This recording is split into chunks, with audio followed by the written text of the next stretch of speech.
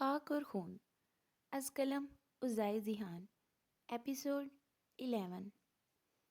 اگلی صبح جاگی تو اسے جسم میں حرارت محسوس ہونے لگی۔ تمہاری طبیعت ٹھیک نہیں ہے غالباً، یہ میرے رات والے سوال کا نتیجہ ہے۔ اس کی سنجیدگی سے بھرپور آواز پر نایا چونک کر پلٹی۔ نہیں، ایسی تو کوئی بات نہیں، اس نے صفائی دینی چاہی۔ آج وہ پورے 15 منٹ لیٹ اٹھی تھی۔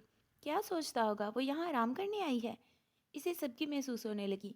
فریش ہونے کے بعد اس نے تیار کردہ ناشتہ کیا۔ دائم ہنوز کمپیوٹر کے سامنے جمع ہوا تھا۔ فیصل کہاں ہے؟ اسے نہ پا کر وہ سرسری سا پوچھنے لگی۔ پتہ نہیں، اس نے مکمل لا علمی کا اظہار کیا۔ وہ کمپیوٹر سے اٹھ کر اس کی پیشانی چھو کر ٹیمپریچر چیک کرنے لگا۔ نایا نے جھرجھری سی لی۔ میں ٹھیک ہوں، وہ حیران سی ہو کر بولی۔ اسی اسنا میں فیصل کچھ شاپنگ بیگز لیے داخلی دروازے سے اندر داخل ہوا۔ تم کہاں گئے تھے؟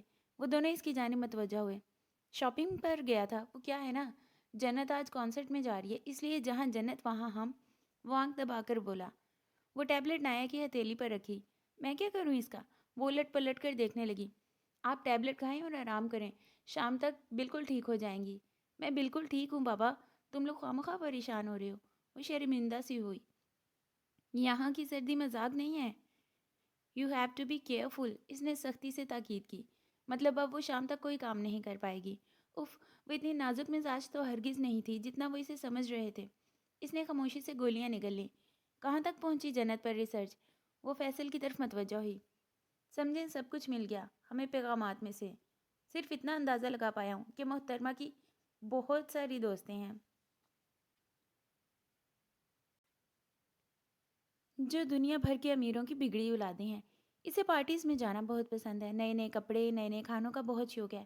وہ ایک بہت ضروری بات، اس کا فوٹوگرافر بوائے فرینڈ اس کے لیے زیادہ معنی رکھتا ہے۔ وہ اسے اپنا کتا اپنے باپ سے زیادہ عزیز ہے۔ وہ اسے حیران چھوڑ کر طویل سانس لینے کو رکا۔ یہ تو پلس پوائنٹس ہے ہمارے لیے، کیوں نہ تم اس کے فوٹوگرافر بن جاؤ؟ سو تو ہے، لیکن نئے فوٹوگرافر کی باری تو تب آئے گی جب وہ پچھلے سے جان چھڑوائے گی۔ تو ہم کس لیے ہیں؟ اس نے ابروج کا ہے۔ آپ کیا کرو گی؟ وہ اسکرین سے سر اٹھا کر اسے دیکھنے لگا۔ سوچنے دو۔ وہ آرام دہ انداز میں ٹیک لگا کر بیٹھ گئی۔ امید ہے تم بنا بنایا کھیل نہ بگاڑ دو۔ وہ گیلے بالوں میں انگلیاں گھماتا ہوا صوفے پر پڑا کوٹ اٹھا کر پہننے لگا۔ بلیک ہائی نیک اونی شرٹ میں ملبوس وہ گزشتہ حلیے کے مقابل خاصا ہینڈسم لگ رہا تھا۔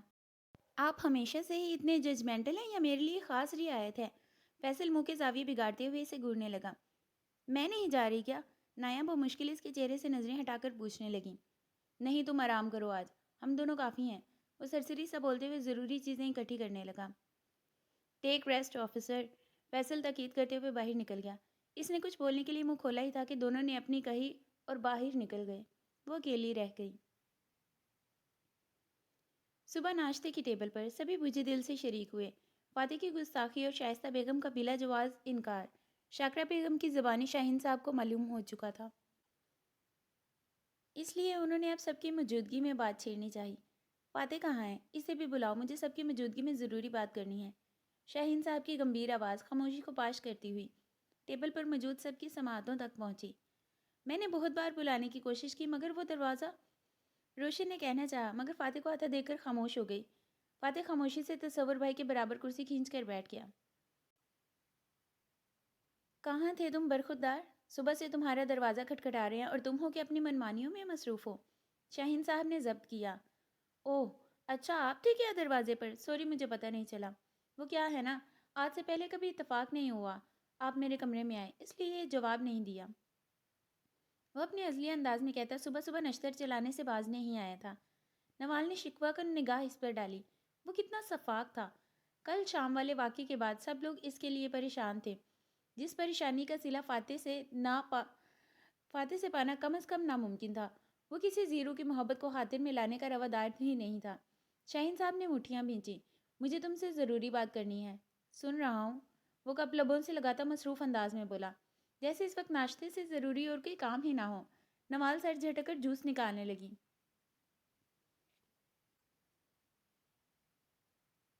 میں چاہتا ہوں تم نوال سے شادی کر لو۔ ماشاءاللہ سے گھر کی لاڈلی بیٹی ہے، میرا دل نہیں چاہتا اسے باہر بھی آنے کو، جبکہ گھر میں رشتہ موجود ہے۔ ان کے سلیقے سے کی گئی بات کو بھی گویا دھماکے کی مانند سب کے اعصاب پر پڑی۔ نوال کے ہاتھ سے گلاس پھسلا اور ہڑبڑاہٹ میں ٹیبل پر پڑے چمچ ایک کے بعد زمین پر گرنے لگے۔ فاتح سمیت سب بلا ارادی طور پر نوال کا زرد چہرہ دیکھنے لگے۔ ماموں کو کیا ہو گیا صبح صبح؟ اور رامز کا کیا ہوگا؟ وہ تو رامز کی منکوہت تھی نا۔ ایک پل تو فاتح بھی شاکڈ رہ گیا۔ اگلے ہی پل اس نے خود کو سنبھال لیا۔ بدلے کا وقت آ گیا تھا۔ مجھے یہ شادی نہیں کرنی۔ اس کی خود سر آواز سب کی توقع کے عین مطابق جواب دیتی آئی، مگر پھر بھی انہیں شاید خوش فہمی تھی کہ شاہین صاحب کی بات کا مان رکھ لے گا، مگر وہ حد سے زیادہ انا پرست تھا۔ ایک بار نوال نے اسے بلا جواز ٹھکرایا تھا، اب اس کی باری تھی۔ کیوں نہیں کرنی شادی؟ وہ آگ بگولا ہونے لگے۔ آپ نے ٹھیک سے سنا نہیں بابا، مجھے تو شادی کرنی ہے مگر نوال سید سے نہیں کرنی۔ وہ زہر خند لہجے میں کہتا نوال پر بہت کچھ جتا گیا تھا۔ ضبط و زیادتی کے باعث نوال کی آنکھیں نمکین پانیوں سے بھر گئیں۔ اسے اندازہ تک نہیں تھا یہ شخص یوں سر محفل سے ٹھکرا دے گا۔ اس کے لیے ضبط کرنا مشکل ہو گیا۔ کیوں؟ کیا کمی ہے نوال میں؟ لاکھوں میں ایک ہے۔ ایڑیاں گھسو گے تب بھی ساری عمر نوال جیسی لڑکی نہیں ملے گی۔ شاہین صاحب کی آواز بلند ہونے لگی۔ ہاں، لاکھوں میں ایک۔ تنفر میں لپٹے تحقیر امیز الفاظ۔ اس کے لیے مزید بیٹھنا دشوار ہو گیا۔ وہ کرسی دھکیل کر بھاگتی ہوئی کمرے میں چلی گئی۔ کوئی نصیبہ پھپھو کو تو دیکھ ہی نہیں رہا تھا کہ ان پر کیا بیت رہی ہے۔ کوئی معقول جواز پیش کرو ورنہ مجھے نوال سے شادی نہیں کرنی، بس۔ یہ میری زندگی ہے، اس میں کس کو شامل کرنا ہے کس کو نہیں اس کا فیصلہ بھی میں خود کروں گا۔ وہ ان کی بات کاٹ کر قطعی انداز میں کہتا وہاں سے نکل گیا۔ ٹھیک ہے، مجھ سے بھی کوئی امید مت رکھنا تم۔ وہ بھی اسی کے انداز میں بولے۔ آپ سے امیدیں سوائے تکلیف کے اور کیا دے سکتی ہیں؟ وہ رک کر دکھی لہجے میں کہہ کر چلا گیا۔ تاشا نے دکھ سے بھائی کو دیکھا۔ پہلے بابا اور اب تو ماما بھی اس سے ناراض ہو گئی تھی، جس کی وجہ سے وہ حد سے زیادہ ضدی اور خود سر ہوتا جا رہا تھا۔ مجھے معاف کر دینا نصیبہ۔ شاہین صاحب بہن سے نظریں نہیں ملا پا رہے تھے۔ وہ جو کب سے آنسو دبا کر بیٹھی تھیں بآواز رو پڑیں۔ فاتح کا لب و لہجہ آج انہیں زیادہ دکھی کر گیا تھا۔ بیٹی کی تذلیل ان سے برداشت نہیں ہو رہی تھی۔ نوال کے دل پر کیا گزر رہی ہوگی؟ سب ٹھیک ہو جائے گا پھپھو۔ تاشا نے پانی کا گلاس ان کی طرف بڑھاتے ہوئے دلاسا دیا۔ فاتح کا انکار سن کر شاکرہ بیگم کو چپ سی لگ گئی۔ تم نے ہمیں کہیں کا نہیں چھوڑا فاتح۔ شاہین صاحب شرمندگی سے سر نہیں اٹھا پا رہے تھے۔ جاؤ نوال کو دیکھو، وہ آنسو پوچھتی ہوئی بولی۔ اچھا آپ تو رونا بند کریں نا، پتہ بھی ہے فاتح بھائی کی عادت کا۔ وہ بس ماما سے ناراض ہیں کل والے واقعے پر، تبھی ایسا کہہ رہے ہیں۔ دیکھنا شام سے پہلے آ کر معافی مانگ لیں گے۔ تاشا نے ماحول کا تناؤ کم کرنا چاہا، ورنہ فاتح اور معافی یہ دونوں چیزیں ناممکنات میں سے تھیں۔ نوال یار دروازہ تو کھولو۔ وہ کب سے دروازہ پیٹ رہی تھی، اب جھنجھلا کر بولی۔ نوال کے کان پر جوں تک نہ رینگی۔ جاؤ یہاں سے، مجھے کسی سے بات نہیں کرنی۔ خفگی سے بھرپور آواز ابھری۔ نوال اب تم یہ کہہ کر پرایا مت کرو یار، ایٹ لیسٹ مجھے تو اپنا دوست سمجھو۔ میں نے کیا کیا ہے؟ مجھ سے کیوں ناراض ہو رہی ہو؟ تاشا جھلا گئی۔ تم بھی اپنے بھائی کی طرفداری کرنے آئی ہو اور کیا؟ وہ زہر خند لہجے میں بولی۔ نوال میرا دماغ مت گھماؤ آپ، فوراً سے پہلے دروازہ کھولو۔ وہ تب کر بولی۔ اس کی دھمکی کا اثر تھا، وہ کچھ پلوں بعد دروازے کی چوکھٹ پر برآمد ہوئی۔ اللہ اللہ نوال، یار تم جانتی ہو فاتح بھائی کی عادت کو، پھر بھی؟ اس کی سوجی ہوئی آنکھوں سمیت سرخ و سفید چہرے دیکھ کر حیران پریشان ہو گئی۔ اسے احساس تک نہیں ہے اس کی عادتیں ہمیں کتنی تکلیف پہنچاتی ہیں۔ وہ روتی ہی بیڈ پر بیٹھ گئی۔ چھوڑو انہیں، تم کیوں خود ہلکان ہو رہی ہو؟ ریلیکس یار، کتنے آرام سے اس نے کہہ دیا تھا ریلیکس یار، یہ جانے بغیر کہ فاتح کے انکار نے اس کے وجود کی دھجیاں بکھیر دی تھیں۔ اسے سب کے سامنے میری تذلیل نہیں کرنی چاہیے تھی تاشا۔ اس کے رونے میں مزید تیزی آ گئی۔ اچھا بس بھی کرو یار، اب تم مجھے پریشان کر رہی ہو۔ تاشا اس کے گرد بازو حمائل کر کے اپنے ساتھ لگا لیا۔ میں اسے کبھی معاف نہیں کروں گی تاشا، اس نے بہت بری طرح سے میرا دل دکھایا ہے۔ انکار کرنے کے 100 طریقے ہوتے ہیں، مگر اس نے مذاق میں کی گئی چھوٹی سی بات کو انا کا مسئلہ بنا کر مجھے ٹھکرا دیا۔ وہ بری طرح سے ٹوٹ پوٹ کا شکار تھی۔ کیا مطلب؟ کون سی بات؟ وہ ٹھٹکی۔ تمہیں یاد ہے نا ڈائری والی بات پر میں نے مذاق میں تم سے کیا کہا تھا؟ فاتح نے وہ بات کئی بار مجھ پر جتائی ہے۔ وہ اب اسی بات کو مدعا بنا کر انکار کر کے اس نے بدلہ لے لیا مجھ سے۔ وہ سسک کر رونے لگی۔ نوال وہ ایسا کیوں کریں گے؟ فاتح بھائی چھوٹی موٹی بات کا اثر نہیں لیتے، تم جانتی ہو یہ بات۔ تاشا ہکا بکا رہ گئی اس کی بات سن کر۔ ہو نہ ہو یہی بات ہے تاشا، وہ مصر تھی۔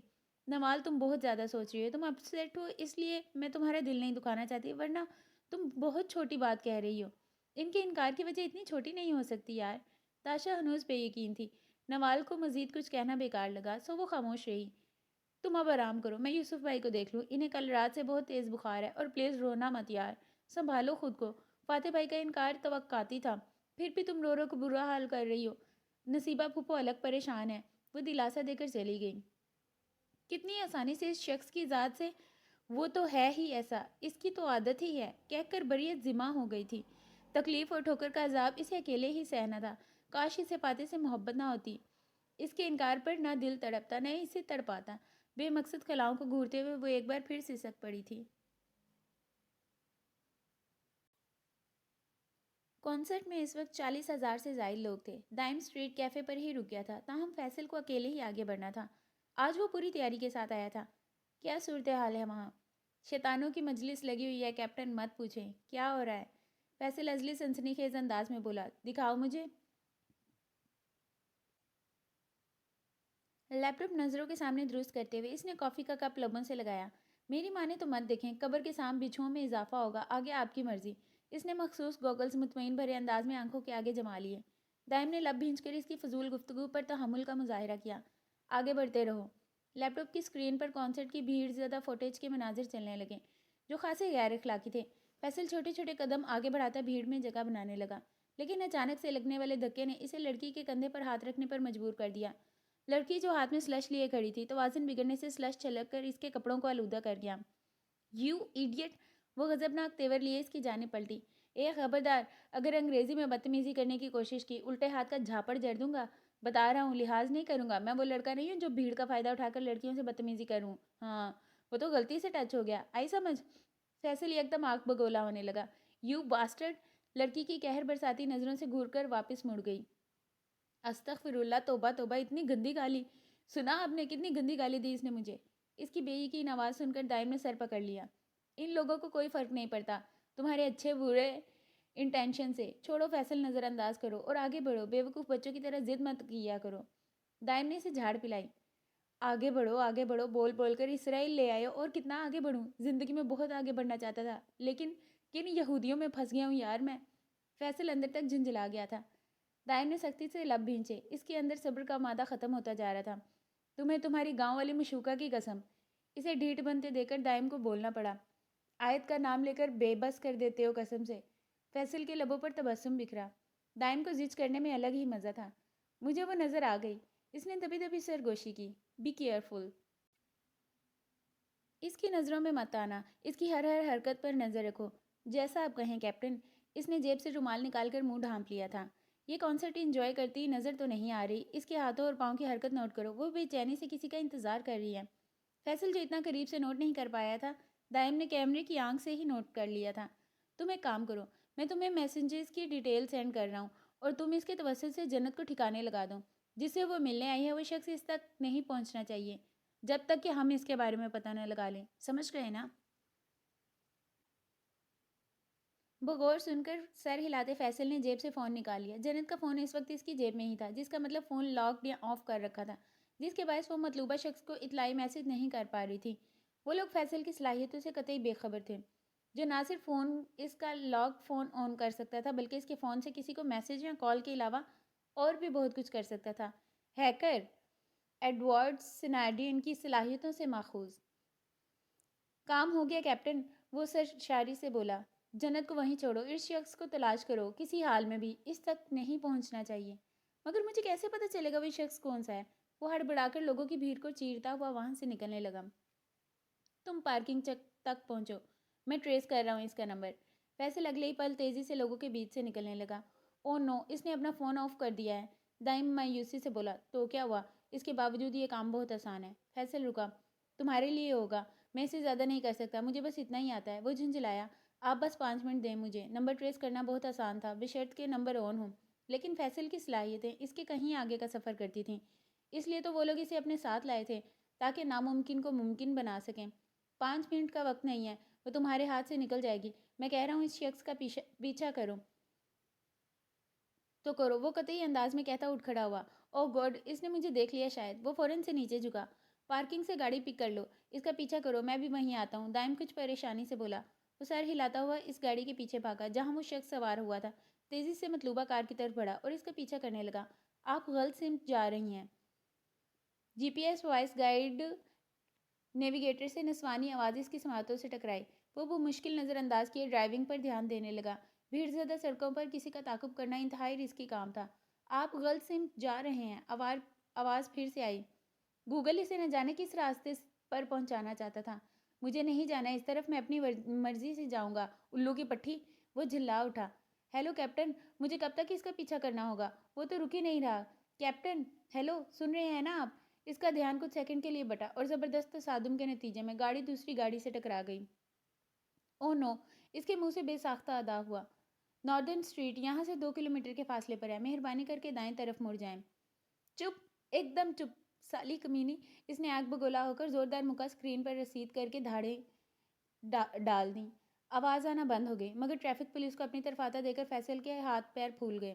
کیپٹن، پولیس میری طرف آ رہی ہے، اب کیا کروں؟ بھاگ جاؤ اور کیا؟ کیا اطمینان تھا! فیصل اشش کر اٹھا۔ حد ہو گئی ہے ویسے، آپ جیسے بے مروت بے وفا کیپٹن میں نے آج تک نہیں دیکھے۔ وہ برے برے منہ بناتا گاڑی سے نکل کر برق رفتاری سے مخالف سمت بھاگنے لگا۔ ٹریفک پولیس کے نمائندے سرپٹ اس کے پیچھے دوڑنے لگے۔ کچھ دوری پر پیٹرول پمپ نظر آیا اور گاڑیوں کی لمبی قطار کے بیچ گم ہو گیا۔ آفیسر چند ثانیے پوچھ تاچھ کرنے کے بعد چلتے بنے۔ کیا مصیبت ہے یار! وہ جھنجھلا کر فون ملانے لگا۔ دوسرے ذریعے سے شاید ان کا رابطہ منقطع ہو گیا تھا۔ یہاں فون استعمال کرنا منع ہے، تمہیں معلوم نہیں کیا؟ اجنبی شخص گاڑی کی ونڈو سے جھانک کر کہتا ہے، اس پر برسنے لگا۔ فیصل الجھن بھری نگاہوں سے اسے دیکھنے لگا۔ وہ شخص کہہ رہا ہے کہ تم یہاں فون استعمال نہیں کر سکتے۔ بدستور مطمئن اس کے کانوں سے آواز ٹکرائی۔ مگر کیوں؟ پریشانی میں یہ بھول گیا تھا کہ اس وقت کہاں کھڑا ہے، کیونکہ فون سے خارج ہونے والی الیکٹرو میگنیٹک ریڈیشن بہت ہیوی ہوتی ہیں، جو پیٹرول پمپ کے میٹل آبجیکٹ کو ٹریگر کر سکتی ہیں، جس کے باعث دھماکہ ہو سکتا ہے۔ تاہم سائنس میں اس بات کا کوئی پروف نہیں ہے کہ پیٹرول یا گیس اسٹیشن پر فون استعمال کرنے سے دھماکہ ہو سکتا ہے، اور میرا بھی یہ ماننا ہے کہ فون کی پاور بیٹری لو وولٹیج کی ہوتی ہے، جس کے دھماکے کے زیرو امکان ہوتے ہیں۔ اتنا کافی ہے فیصل صاحب۔ خاصی لمبی وضاحت میں اس نے قانون، سائنس اور نجی وضاحت اس کے سامنے رکھ دی تھی۔ فیصل مزید الجھ کر بل بورڈ کو دیکھنے لگا۔ نو اسموکنگ، نو فون۔ البتہ وہ شدید حیران ہوا تھا سن کر۔ دنیا بھر میں لوگ لکیر کے فقیر کی سی مثال کی مانند اس بات کو سنتے اور مانتے آ رہے تھے، جس کے ہونے کے امکان زیرو تھے۔ فیصل کو اس وقت خاصا برا لگ رہا تھا، بے وقوف بن کر۔ ایم سوری، میں وہاں سے بھاگ آیا، وہاں پولیس آ گئی تھی، وہ شخص ہاتھ سے نکل گیا۔ فیصل کو حقیقتاً افسوس ہوا۔ ہم سے بھاگ کر جائے گا کہاں؟ تم واپس پہنچو، میں تھوڑی دیر میں آتا ہوں۔ سنجیدگی سے بھرپور آواز آئی، نہ خفگی نہ ڈانٹ۔ فیصل سر ہلا کر رہ گیا۔ سردی کی شدت میں مزید اضافہ ہو گیا تھا۔ نوال ٹھٹر کر سویٹر درست کرتی اپنی مخصوص جگہ پر بیٹھ کر حسب عادت پیر جھلانے لگی۔ گھر کے چند ایک مکینوں کو چھوڑ کر سبھی اپنے اپنے غموں میں غلطاں تھے۔ نصیبہ پھوپھو کو سخت بخار نے آ لیا تھا، جس کے باعث انہوں نے بستر پکڑ لیا۔ یوسف بھی گمسم تھا۔ فاتح گھر میں کم ہی پایا جاتا تھا۔ شاہین صاحب صبح کے نکلے، شہر سے کچھ دیر پہلے ہی لوٹے تھے۔ تاشا بیچاری پورے گھر میں اکیلی کبھی اوپر کبھی نیچے بلائی بلائی پھر رہی تھی۔ خاموش آنگنی سے کاٹنے کو دوڑا تھا۔ وہ سردیوں کو کوس رہی تھی، اسے سردیاں شروع سے ہی پسند نہیں تھیں۔ فاتح نے صحن سے گزرتے ہوئے ایک سرسری سی نظر سوچوں میں غرق نوال پر ڈالی اور سر جھٹک کر کمرے میں آ گیا۔ آپ کہاں تھے فاتح بھائی؟ تاشا اس کے پیچھے پیچھے کمرے میں چلی آئی۔ اس گھر کے لوگوں کو کیا فرق پڑتا ہے میرے ہونے یا نہ ہونے سے؟ خیر، تم کیوں پوچھ رہی ہو؟ وہ اپنی بات کو مضحکہ خیز انداز میں اڑاتا ہوا اس کی جانب پلٹا۔ آپ ایسا کیوں سوچتے ہیں بھائی؟ ہم سب آپ سے کتنی محبت کرتے ہیں، الٹا ہمیں آپ پر ناراض ہونا چاہیے۔ آپ سب کی محبتوں کو بری طرح سے رد کر دیتے ہیں۔ تاشا کو حقیقتاً دکھ ہوا تھا۔ اگر تمہیں یہی سب کرنا ہے اور کہنا ہے تو بس کرو تاشا، میرا دماغ آلریڈی بہت گرم ہے، یہ نہ ہو میں تمہارا دل دکھا دوں۔ وہ عاجزی سے بولا۔ نوال سے ہی کہتی تھی بھائی، آپ نہ صرف خود سر ہیں بلکہ انتہائی سنگ دل انسان ہیں۔ وہ نمدیدہ لہجے میں بولی۔ ایسی کی تیسی نوال کی، وہ ہوتی کو نہ میرے بارے میں بکواس کرنے والی۔ وہ بدلے حاضی سے کہتا آپے سے باہر ہونے لگا۔ تاشا ٹکر ٹکر اس کی صورت دیکھنے لگی۔ یو نو واٹ بھائی، آپ واقعی نوال کی محبت کو ڈیزرو نہیں کرتے۔ اچھا ہوا آپ نے انکار کر دیا، ورنہ میں نوال کے ساتھ یہ ناانصافی قطعی نہیں ہونے دیتی۔ تاشا نے کینۃ نظروں سے گھورا۔ کیا مطلب؟ کیسی محبت؟ وہ ششدر رہ گیا۔ وہی محبت جو نوال نہ جانے کب سے آپ سے کرتی آ رہی ہے۔ وہ صرف آپ کے خود سر طبیعت اور انا کے باعث آپ کے قریب نہیں ہو پائی۔ آپ انتہائی خود غرض انسان ہیں بھائی، اپنی ذات سے باہر بھی جھانکیں۔ کتنے لوگ آپ سے محبت کرتے ہیں اور کتنوں کے دل آپ اپنے رویے سے چھلنی کر دیتے ہیں، مجھ سمیت۔ فاتح اس انکشاف پر چند لمحوں کے لیے سناٹے میں رہ گیا۔ تاشا اور بھی بہت کچھ سنا کر اگلا پچھلا سارا حساب بے باک کر کے جا چکی تھی، لیکن وہ کسی اور ہی دنیا میں پہنچ چکا تھا۔ کسی گہری سوچ کے تحت اس کے لبوں پر مسکراہٹ ابھر کر معدوم ہوئی تھی۔ نوال سے تو تم مجھ سے محبت کرتی ہو، ہاں؟ وہ تصور میں نوال سے مخاطب ہوتے ہوتے کہکا لگا کر ہنس پڑا۔ عجیب سی سرشاری اعصاب پر اترتی محسوس ہوئی۔ اس کا مطلب آپ نے جان بوجھ کر ٹریفک پولیس کو میرے پیچھے دوڑایا تاکہ آپ اس فوٹوگرافر کو سریعام اغوا کر سکیں؟ فیصل کی بے یقین آواز پر دائم نے انتہائی طمانینت بھرے انداز میں سر اس بات میں ہلایا۔ پھر پھر یہ کہ وہ فوٹوگرافر اتنا سیدھا نہیں ہے جتنا نظر آتا ہے۔ ان دونوں میں سے کوئی ایک معصوم ہے یا دونوں گڑبڑ ہیں۔ جنت کو ایک عدد فوٹوگرافر کی ضرورت ہے اور ہم آج اس کے گھر جا رہے ہیں تاکہ تم اس لسٹ میں نام ڈال دو۔ اس کے بعد ہی ہم اپنا کام آگے بڑھائیں گے۔ نایا اور فیصل نے بیک وقت سر ہلایا۔ ایک اور عجیب بات سامنے آئی ہے۔ وہ شخص جسے ہم ہانی کا مینیجر سمجھ رہے تھے وہ دراصل جنت کا ڈرائیور نکلا۔ کیا؟ نایا بری طرح چونکی۔ ہاں، وہ جنت کا ڈرائیور ہے کئی سالوں سے۔ فیصل تم ذرا جنت کا بایو ڈاٹا پھر سے نکالو۔ جنت اس امیر کبیر شخص کی بیٹی ہے بھی یا نہیں؟ ٹھیک ہے، میں دیکھتا ہوں۔ فیصل نے اس بات میں سر ہلایا۔ ویسے جنت کے گھر جانا ضروری ہے کیا؟ مطلب ایسا کیا ہے جو ہم کمپیوٹر کے ذریعے نہیں کر سکتے؟ فیصل اسکرین پر نظریں گاڑے پرسوچ انداز میں بولا، کیونکہ وہ ماڈل ہے تو ظاہر سی بات ہے اس کے پاس بہت سے فوٹوگرافرز کی سی ویز موجود ہوں گی۔ ہمیں بھی تمہاری سی وی بنا کر ان کی لسٹ میں ڈالنی ہوگی، دائم بولا۔ لیکن میں ہی کیوں؟ اس کے لبوں سے بے ساختہ پھسلا۔ کیونکہ تم اس پروفیشن کے لیے خاصے فٹ لگ رہے ہو، وہ ادم انداز میں بولا۔ اسے میں اپنی تعریف سمجھوں کیا؟ فیصل نے فخری انداز میں گردن اکڑائی۔ مجبوری سمجھو تو زیادہ بہتر ہوگا۔ دائم کے انداز پر وہ جلے کٹے انداز میں بڑبڑاتا کمپیوٹر پر جھک گیا۔ یہ کیا؟ جوزف ڈیرک کی تو کوئی اولاد ہی نہیں ہے، ایک بیٹی ہی تھی جو جوانی میں ہی مر گئی۔ اس کی بے تشویش بھری آواز پر دائم صوفے سے اٹھ کر کمپیوٹر پر جھکا۔ اس کا مطلب جھول صرف جنت اور اس کے ڈرائیور میں ہے، یا فوٹوگرافر وہ بھی ہو سکتا ہے؟ نایا نے لقمہ دیا۔ ہو سکتا ہے، دائم نے اتفاق کیا۔ فیصل تم ایک عدد سی وی بنا لو۔ اس وقت شام کے 5 بج رہے ہیں، ہم رات کو نکلیں گے۔ میں فیصل کے ساتھ جاؤں گا، آفیسر تم اس ڈرائیور کے پیچھے جانا۔ ان دونوں نے بیک وقت سر ہلایا۔ تمہاری طبیعت کیسی ہے اب؟ کچھ توقف کے بعد پوچھنے لگا۔ بالکل ٹھیک، وہ ہلکا سا مسکرائی اور اٹھ کر ٹیرس پر آ گئی۔ برف باری ہوتے دیکھ کر سردی سے ٹھٹرتی بیٹھنے کا ارادہ ملتوی کر کے واپس پلٹ آئی۔ اس بات سے بے خبر دور کہیں 2 آنکھیں اس کا جائزہ لینے میں مشغول تھیں۔ میں نمال سے شادی کے لیے تیار ہوں۔ اگلی صبح ناشتے کی ٹیبل پر اس نے سب کے سروں پر دھماکہ کیا تھا۔ کیا واقعی؟ شاکرہ بیگم اپنی خوشی نہیں چھپا سکی تھی۔ فاتح نے ناراض سی نگاہ ماں پر ڈال کر جواب دیے بغیر ناشتے پر جھک گیا۔ وہ تھپڑ بھولا نہیں تھا ابھی تک۔ نمال دنگ رہ گئی۔ اس شخص کے کتنے رنگ تھے، وہ سمجھنے سے قاصر تھی۔ کوئی ضرورت نہیں ہے اب، میری بیٹی کوئی گیری پڑی نہیں ہے جو میں تم جیسے شخص کے حوالے کر دوں۔ تم نے تو تماشا بنا رکھا ہے، پہلے اس کا رشتہ توڑوایا، پھر پوچھنے پر ہی انکار کر دیا، اب تم پر یہ نیا بھوت سوار ہو گیا ہے۔ شاہین صاحب یکدم بھڑک اٹھے۔ نوال شاکڈ سی ہو کر فاتح کی صورت دیکھنے لگی۔ اس کا سابقہ رشتہ فاتح نے توڑوایا تھا؟ کیوں آخر؟ اسے اس بات کا علم کیسے نہیں ہوا؟ وہ کیا ثابت کرنا چاہتا تھا؟ نوال کی آنکھیں دھواں دھواں ہونے لگیں۔ گری پڑی سے کیا مطلب ہے آپ کا؟ اور آپ سچائی درستگی سے ادا نہیں کر رہے۔ اس عورت کی نیت میں کھوٹ تھا بابا، جو میں نے واضح کی۔ فاتح نے بمشکل تحمل کا مظاہرہ کیا۔ بکواس مت کرو تم، میرے دوست زوجہ میرے لیے بھی قابل احترام ہے، وہ ایک پڑھی لکھی مہذب عورت ہیں، تمہیں شرم آنی چاہیے، اپنی کرتوت اس کے سر مٹ رہے ہو۔ شاہین صاحب گرائے۔ وہ عورت نوال کے بارے میں بکواس کر رہی تھی، اس نے چلا کے کہتے ہوئے کانٹا بہت زور سے پلیٹ میں پٹکا۔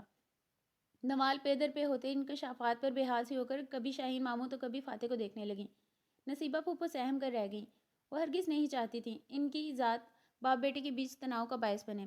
آواز نیچی رکھو صاحب زادے، شاہین صاحب گرجے تھے۔ نہیں ہو سکتی آواز نیچی، شاید چلا کر جتانے سے ہی آپ کو سمجھ آ جائے کہ میرا نوال کے رشتہ ختم ہونے سے کوئی تعلق نہیں ہے۔ فاتح کا غصہ 7ویں آسمان پر تھا۔ تو کیا وہ جھوٹ بول رہی ہیں؟ ہاں، وہ مکار عورت جھوٹ بول رہی ہے۔ فاتح بدلحاظ ہوا۔ زبان سنبھال کر بات کرو۔ وہ اپنی نشست سے اٹھے۔ شاکرہ بیگم دہل کر رہ گئیں۔ وہ صرف ان کے درمیان حائل ہوئی تھیں، صرف اس لیے کہ وہ آپ کے نامدار دوست کی بیوی ہیں۔ آپ کو اس کی بات پر یقین ہے، لیکن میں جو کب سے بکواس کیے جا رہا ہوں اس کا آپ پر کوئی اثر نہیں ہے۔ پھوپھو تو وہاں تھی نا، بتاتی کیوں نہیں اپنے بھائی کو؟ اس کے مخاطب کرنے پر نصیبہ پھوپھو سٹپٹا گئیں۔ محسوس تو انہوں نے بھی کیا تھا، مگر زبان سے کچھ نہیں کہا۔ ایک بات تو بتائیں، میں سچ میں آپ کی اولاد ہوں نا، یا پھر میں اب؟ اس کی بات پوری ہونے سے پہلے شاہین صاحب نے غصے سے بے قابو ہو کر زوردار تمانچہ اس کے گال پر جڑ دیا۔ شاکرہ بیگم تڑپ اٹھیں۔ باپ بیٹے کی لڑائی کبھی اس حد تک نہیں پہنچی تھی۔ نصیبہ پھوپھو سر تھام کر رہ گئیں۔ میں تم جیسے نافرمان شخص سے نوال کی شادی کبھی نہیں کروں گا، شاہین صاحب انگلی اٹھا کر قطعی انداز میں بولے۔ فاتح نے ضبط سے مٹھیاں بھینچ لی، چہرہ خطرناک حد تک سرخ پڑ گیا۔ میں بھی دیکھتا ہوں آپ نوال کی شادی میرے علاوہ کہیں اور کیسے کرتے ہیں۔ اس کا چیلنجنگ انداز سب کو بری طرح خوفزدہ کر گیا۔ وہ غصے میں پلٹا اور روشن کے ہاتھ میں پکڑی ٹرے کو زور سے اچھال کر وہاں سے نکل گیا۔ روشن کی چیخیں بلند ہونے پر تاشا برق رفتاری سے اس کی طرف بڑھی۔ تم ٹھیک ہو؟ چائے تو نہیں گری نا؟ تاشا پریشانی سے اس کا جائزہ لینے لگی۔ نہیں، میں ٹھیک ہوں۔ وہ حیران پریشان سی ناواقف انداز میں سب کے اترے چہرے دیکھنے لگی۔ شاہین صاحب منظر سے غائب ہو گئے تھے۔ نوال نے بھی کمرے میں آ کر سر تھام لیا۔ یہ سب جو بھی ہوا اس کی سمجھ سے بالا تر تھا۔ پہلے مومانی کا تھپڑ اور اب شاہین ماموں نے بھی اس پر ہاتھ اٹھا کر اسے ضد دلا دی تھی۔ نوال بیچاری بلا جواز ان کے بیچ پس گئی تھی۔ اسے فاتح کے غصے سے خوف محسوس ہونے لگا تھا۔ خدا جانے وہ کیا کرنے والا تھا۔ فاتح بھائی دروازہ کھولیں، تاشا روحان سی ہونے لگی۔ بابا کو ہاتھ نہیں اٹھانا چاہیے تھا۔ مانتی ہوں، لیکن دروازہ تو کھولے نا۔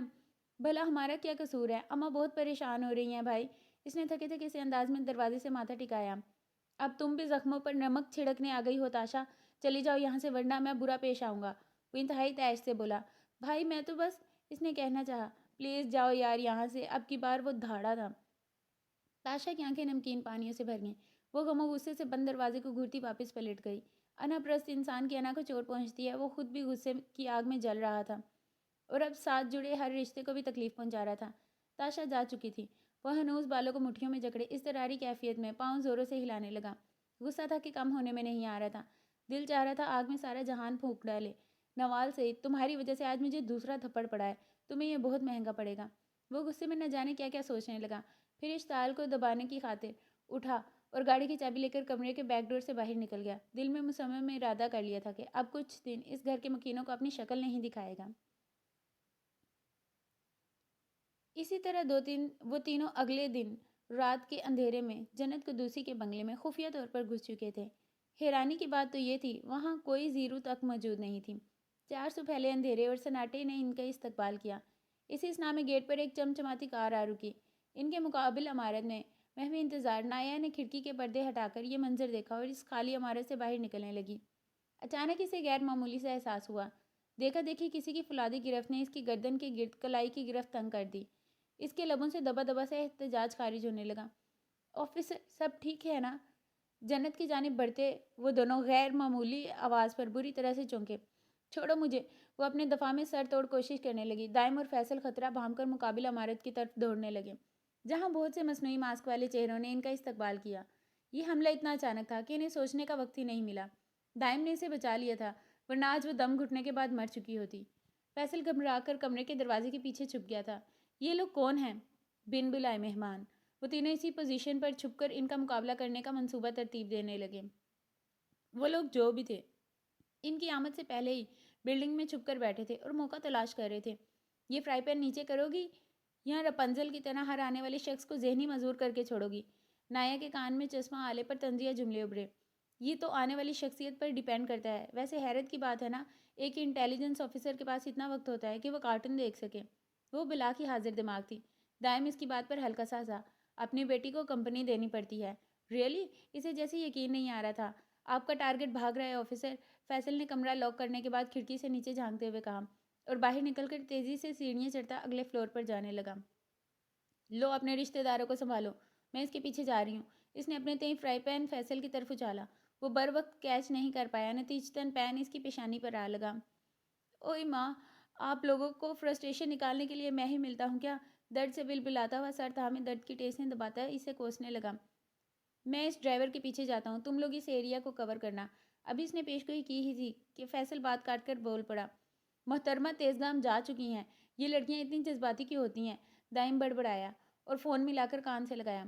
بلڈنگ نمبر 4 کے دوسرے فلور پر کچھ گرے ہوئے لوگ حد سے گر چکے ہیں۔ ان کی ذرا خیر خبر تو لو یار۔ دائم ابرو کھجاتا اطراف میں گرے لوگوں کو دیکھ رہا تھا اور فون بند کر دیا۔ میں سامنے والی عمارت میں ہوں فیصل۔ اس نے فیصل کے لیے پیغام چھوڑا جو نہ جانے کہاں بھٹک رہا تھا۔ لاک کو مخصوص جیکٹ سے اٹیچ کر کے کیبل کے ذریعے دوسری عمارت کی بالکنی میں آ پہنچا۔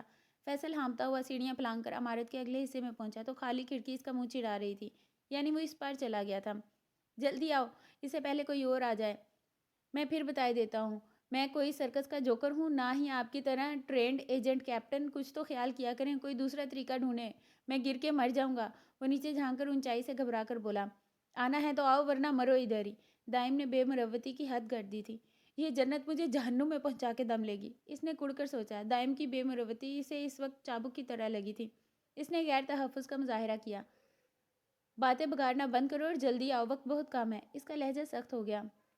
اف، اللہ جی قسم کھا کر کہتا ہوں آگے کبھی بھی ایسے بے مروت لوگوں کے جھانسے میں نہیں آؤں گا، بس اس بار بچا لینا۔ وہ گڑ گڑا کر آسمان کی طرف منہ کرتا بولنے لگا۔ پتہ نہیں یہ ایجنسی کہاں سے اس نمونے کو ڈھونڈ کر لائی ہے۔ دائم کو تپ چڑھنے لگی تھی۔ گہری گہری سانس لے کر کیبل کی ہک جیکٹ سے جوڑی اور اللہ کا نام لے کر کھڑکی سے نیچے کود گیا۔ وہ جو خود کو کیبل کے سپرد کرتا ہے، اس کی چیخیں نکل گئی تھیں۔ رات کے تاریک سناٹے میں اس کی چیخیں خاموشی کو چیرتی ہوئی فضا میں بھیانک ارتاش پیدا کرنے لگیں۔ بیلکنی تک پہنچتے ہی دائم نے اس کے منہ پر ہاتھ جما کر چیخوں کا گلا گھونٹا۔ اسی اس نام میں موجودہ بیلکنی کی کھڑکی سے کسی نے باہر جھانکا اور دروازہ بند کر دیا۔ دائم نے مایوسی سے لب بھینچے۔ تمہاری وجہ سے بنا بنایا کھیل بگڑ گیا بے وقوف۔ جھک کر جوتوں سے باریک سی تار نکالی اور اسے دیکھتے ہی دیکھتے کھڑکی کا لاک کھول دیا۔ اب اندر جاؤ اور کام ختم کر کے ہی آنا، سمجھے؟ مڑ کر سختی سے تاکید کی۔ فیصل نے سر ہلاتے ہوئے جیسے کھڑکی کے اندر قدم رکھا، گلاس وال کے پار پانیوں میں بھیگتے وجود کو دیکھ کر اس کی روح فنا ہونے لگی۔ چھی، کتنی بری بات ہے کسی کے کمرے میں جھانکنا جب کوئی شاور لے رہا ہو۔ استغفر اللہ، توبہ توبہ۔ وہ بڑبڑاتے ہوئے الٹے قدموں واپس ہوا۔ اب کیا تکلیف ہے؟ دائم کا بس نہیں چل رہا تھا اس کا گلا دبا دیتا۔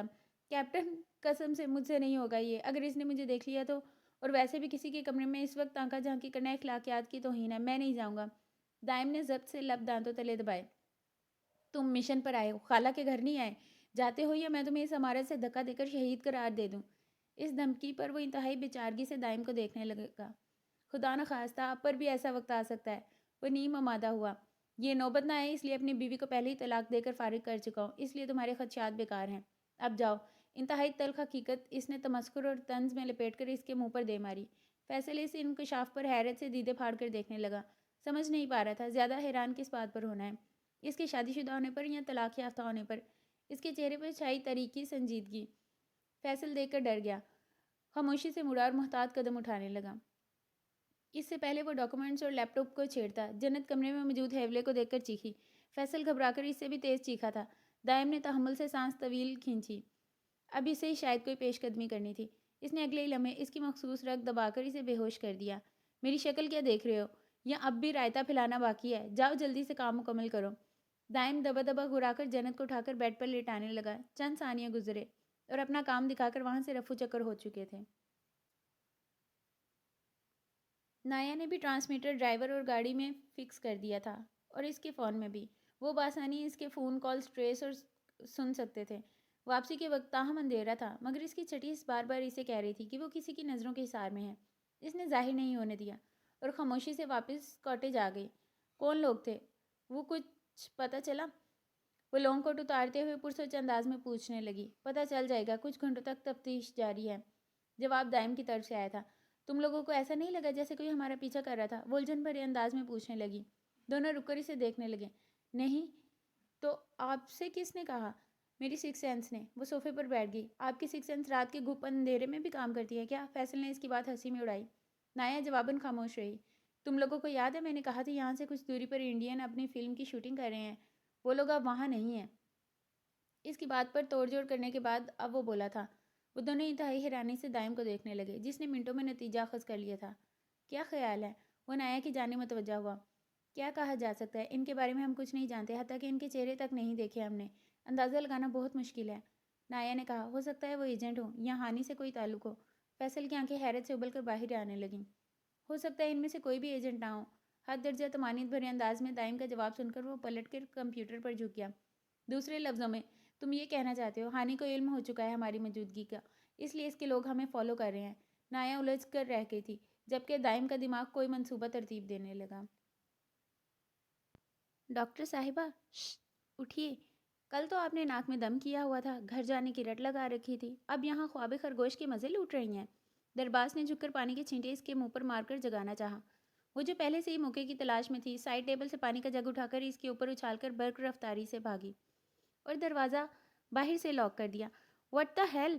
وہ بوکھلا کر زوروں سے سر جھٹکنے لگا۔ بند دروازے کو دیکھ کر اسے افسوس سا ہونے لگا۔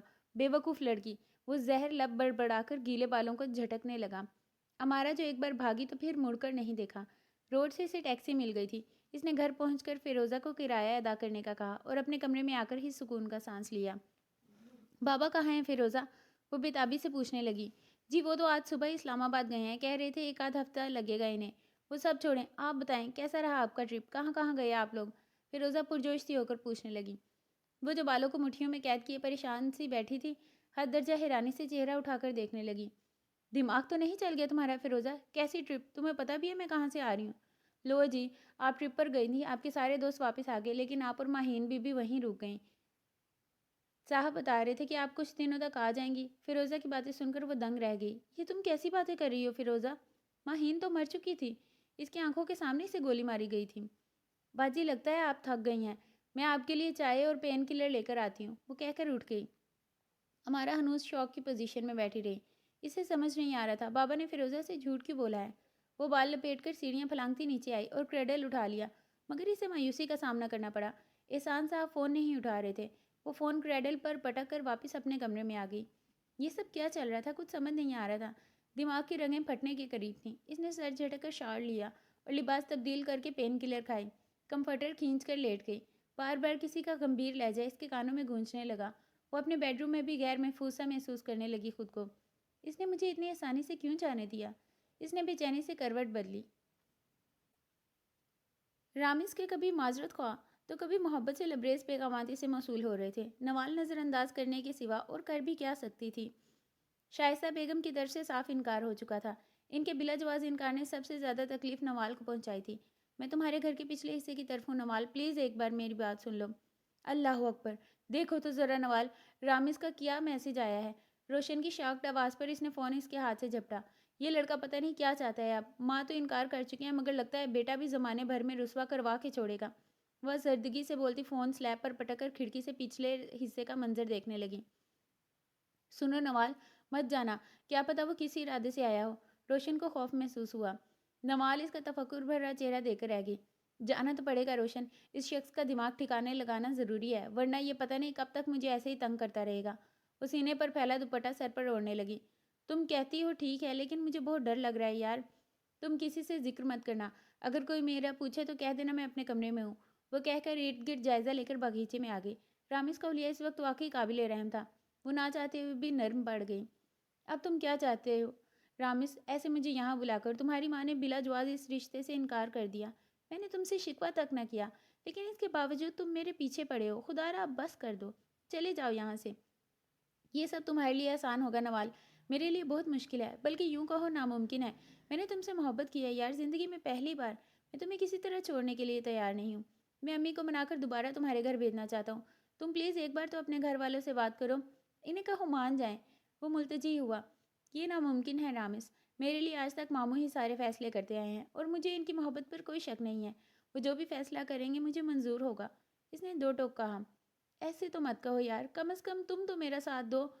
وارفتگی سے کہتے اس نے اس کے ہاتھوں کو قید کیا۔ وہ کرنٹ کھا کر دور ہوئی۔ رامز تم چلے جاؤ یہاں سے، اس سے پہلے کوئی تمہیں دیکھ لے، میرے لیے بہت مشکل ہو جائے گی، پلیز چلے جاؤ، اب کوئی فائدہ نہیں۔ You bastard! فاتح کے لیے مزید برداشت کرنا انتہائی مشکل ہو گیا تھا۔ ہاتھ میں پکڑی فٹ بال پوری قوت سے اس کے منہ پر دے ماری۔ فاتح کب آیا؟ نوال کے ہاتھ پاؤں ٹھنڈے پڑنے لگے۔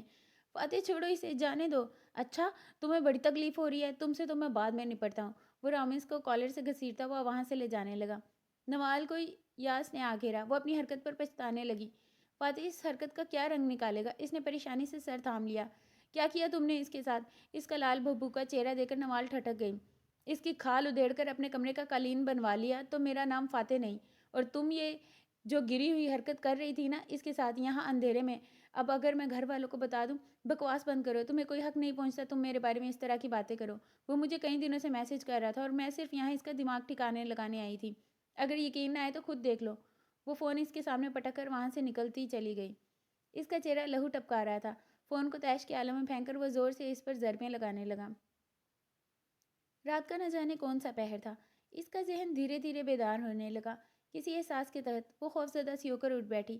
اس کی پہلی نظر کمرے میں حرکت کرتے ہوئے ہیولے پر پڑی۔ وہ خوف سے حرکت تک نہ کر سکی۔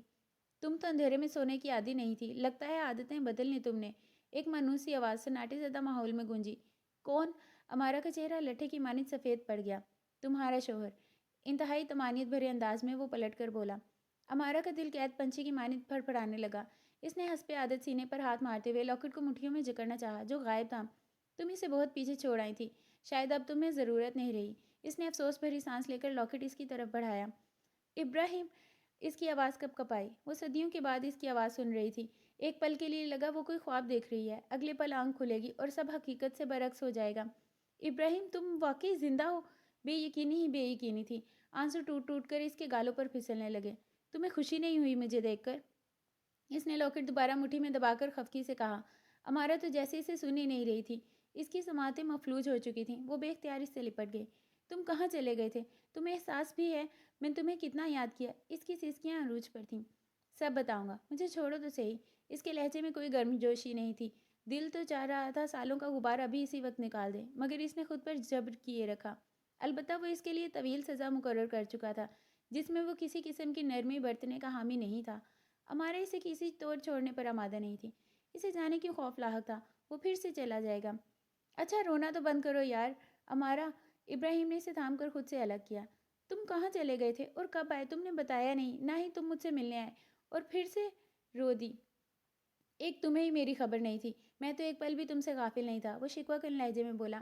اس کی سرخ رنگت 0 وولٹ کے بلب کے ملگے سی روشنی میں بہت دل فریب معلوم ہوتی تھی۔ ابراہیم نے نگاہوں کا زاویہ بدل لیا۔ خیر چھوڑو، یہ بتاؤ کیسی ہو؟ وہ عام سے لہجے میں سوئچ بورڈ پر ہاتھ مار کر کافی کا کپ اٹھائے صوفے پر بیٹھ گیا۔ امارا پل بھر کے اس سناٹے میں رہ گئی۔ بلب نے کمرے کو روشنی بخشی اور شاید اس کے حواسوں کو بھی۔ وہ شاکی نظروں سے اس کی صورت دیکھنے لگی، جو انتہائی اطمینان سے کافی لبوں سے لگاتا یہ سوچ رہا تھا کہ اب وہ کیا کرے گی۔ لمبے بالوں کی جگہ نفاست سے سجے بال، سر پر کیپ غائب تھی، بڑی ہوئی شیو کی جگہ ہلکی ہلکی داڑھی نے لے لی تھی۔ وہی ورفتہ نگاہیں، حد درجہ نرم لہجہ۔ وہ بس اسے دیکھے گئی۔ وہ ابراہیم تھا یا درباس؟ سچ اور جھوٹ کے بیچ فرق کرنا انتہائی مشکل ہو گیا تھا۔ 1 منٹ، تم وہی ہو نا؟ کیا مذاق ہے یہ؟ کون سا نیا کھیل کھیل رہے ہو میرے ساتھ؟ وہ غصے اور بے بسی سے گھرائی۔ دیکھو میرے ساتھ کھیل مت کھیلو، میں مزید برداشت نہیں کر سکتی۔ آنسوں کے ہیجان سے اس کی آواز کب کب آئی۔ ابراہیم کو حیرانی نہیں ہوئی تھی۔ تم واقعی مجھے بھول گئی ہو ہمارا، ورنہ تم پہلی فرصت میں پہچان جاتی۔ میں تو تمہاری خوشبو تک سے واقف ہوں۔ ایک تم ہی سنگ دل ہو، ویسی کی ویسی، جو براہ راست مجھے دیکھ کر بھی جھٹلا رہی ہو۔ وہ کپ ٹیبل پر رکھ کر اس کے پاس چلا آیا۔ اس کا پل میں تولا اور پل میں ماشا والا رویہ دیکھ کر حیران رہ گئی۔ یہ یاد ہے یا اسے بھی بھول گئی ہو؟ اس نے آستین سے شرٹ کھینچ کر اس کی توجہ دلائی۔ بلا شبہ یہ اسی کا سگنیچر تھا، جو کبھی اس نے ایک بار شرارت سے ابراہیم کی کلائی پر کھینچ دیا تھا، جو اب اس نے اپنی کلائی پر ٹیٹو کروا لیا تھا۔ امارا تم کبھی نہیں سمجھو گی، نہ مجھے نہ میری محبت کو۔ وہ اس کی الجھن بھری نگاہوں سے ذرا خفا ہو کر بولا۔ تو تم وہاں کیا کر رہے تھے ان لوگوں کے بیچ؟ اور تو ان لوگوں نے بہت سے غلط کام کیے، مجھے کچھ سمجھ نہیں آ رہی۔ وہ الجھ کر رہ گئی۔ میں اپنی جاب کر رہا تھا اور وہ پہچان عارضی تھی، وہ مختصر سا بولا۔ امارا کے ذہن میں بہت سے سوالات آئے، لیکن اس نے جھٹک دیے۔ اب تو اسے یہیں رہنا تھا، پھر کبھی پوچھ لے گی۔ کیا ماہین سچ میں مر گئی؟ وہ خود کو روک نہیں پائی۔ تمہیں ماہین کی اتنی پرواہ کیوں ہے ہمارا؟ یا یوں کہو تم علی کی ویل وشر بننا چاہتی ہو؟ ابراہیم کا لہجہ تلخ ہو گیا۔ تم اتنے اکھڑے اکھڑے کیوں ہو مجھ سے ابراہیم؟ ان ہتک بھرے الفاظوں پر اس کی آنکھیں آنسوؤں سے جلملانے لگیں۔ کیونکہ تم نے میرے بعد ہر وہ حرکت کی جو مجھے ناپسند تھی۔ تم جانتی ہو مجھے تمہارا کسی سے فری ہونا نہیں پسند۔ تم نے اس کے باوجود وہی سب کیا۔ کیا سوچا تم نے میں مر گیا ہوں تو تم آزادی سے تعلقات بڑھا سکتی ہو سب کے ساتھ؟ وہ پھٹ پڑا۔ امارا کو اس لمحے پرانے ابراہیم کی جھلک دکھائی دی۔ میں نے تو کسی سے بھی تعلق نہیں بڑھائے۔ وہ روحان سی ہو گئی۔ وہ اس کے سامنے خود کو بے بس محسوس کر رہی تھی۔ پتہ نہیں وہ اتنا کیوں بدگمان ہو گیا تھا اس سے۔ ابراہیم نے اس کے جھوٹ پر سرد نگاہوں سے گھورتے ہوئے کئی تصویریں نکال کر اس کے سامنے پھینک دی۔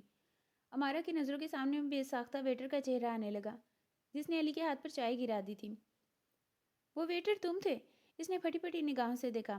بدقسمتی سے میں اپنی بیوی کی غیر مرد کے ساتھ اس ملاقات کا گواہ ہوں۔ اس کے چہرے پر کاٹدار مسکراہٹ ابھر کر معدوم ہوئی۔ امارا کو اس کے الفاظ چابک کی طرح لگے۔ اسے اس وقت بری طرح سے رونا آ رہا تھا۔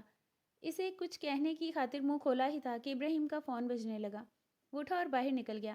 امارا بہت دیر تک اس کا انتظار کرتی رہی، مگر وہ نہیں آیا۔ شاید وہ اسے بغیر بتائے ہی جا چکا تھا۔ تم بہت بدل گئے ہو ابراہیم۔ وہ سسکتی ہوئی بیڈ پر گر سی گئی۔ آنسو گالوں سے پھسل کر تکیا بھگونے لگے۔